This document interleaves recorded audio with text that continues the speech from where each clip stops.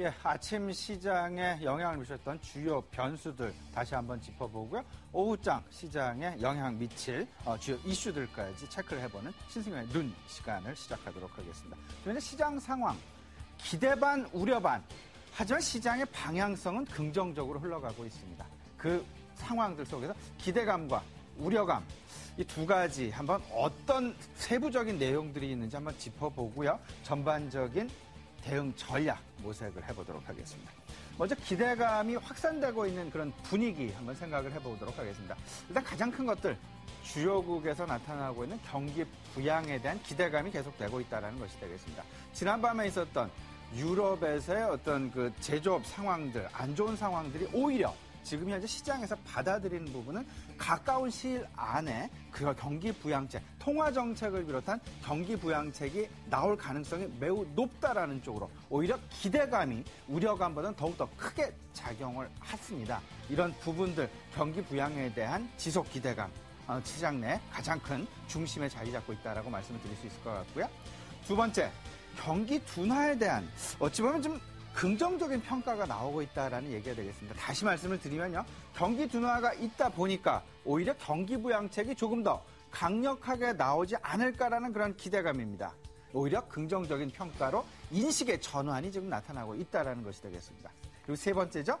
지금 현재 밸류에이션 관점에서 본다면 상당 부분 저평가 영역에 이미 진입을 해 있다라는 그런 의견이 팽배하게 확산되고 있다라는 부분.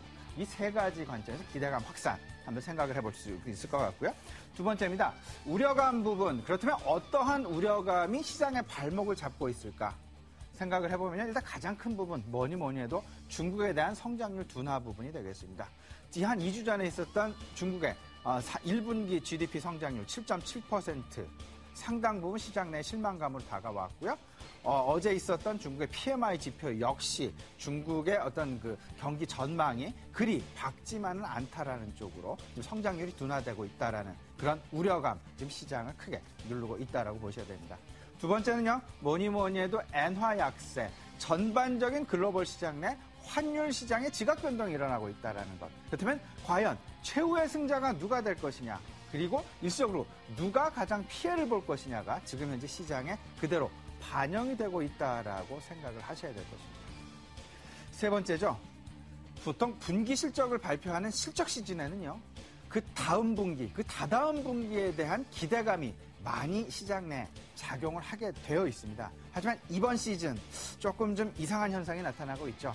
2분기 이후, 3분기 이후의 실적에 관심보다는 오히려 1분기 실적이 얼마나 나왔을까에 더욱더 관심을 가지면서 이 발표를 놓고서, 실적 발표를 놓고서 주가에 희비가 엇갈리는 그런 현상이 바로 나타나고 있다는 것이 되겠습니다. 다소간 2분기 이후에 기업 실적에 대한 성장성 전망이 불투명하다라는 것. 이 부분, 결국은 기업 실적에 대한 신뢰가 그 무엇보다도 우선되어야 되겠다. 이런 말씀 한번 드려봅니다. 대응 전략 한번 생각을 해보죠. 이제 시장의 눈높이는 변화하고 있습니다. 이미 변화했습니다. 안정성장 그리고 저성장 국면에 이미 들어가 있다는 것. 따라서 저성장 국면 속에서의 고성장주 찾기가 지금 활발하게 진행이 되고 있는데 그런 부분들 지금 중소기업들, 중소형주 중에서 우량주 중에서 그게 그대로 지금 시장 내에 반영되고 있다는 것이 되겠습니다. 하지만 한 가지 우려되는 부분들이 있죠. 이제 5월 초부터는 다소간의 중소형주의 옥석 가리기가 극명하게 일어날 가능성이 높다라는 것. 따라서 실적 관심들 절대 놓치시면 안 되겠습니다. 지금 관심을 가져보면 중소형주 역시 IT 업종 오늘도 시장 내에 나타나고 있습니다. IT 타 업종에 비해서 편안한 실적 지금 나타내고 있습니다. 그리고 더 나아가서는요, 유틸리티와 음식료주 편안한 실적, 안정성장, 고성장은 아니지만 안정성장주를 지금 현재 대형주 쪽에서는 서로가 빨리 찾아내려고 노력을 하고 있는 그런 과정 중에 있고요. 중소형주 중에서는 실적이 뒷받침되면서 고성장이 나타나는 업종 그리고 종목 중심으로 바이오, 미디어, 틈새 장기 소외주 말씀을 드려봅니다. 어떤 쪽이냐면요.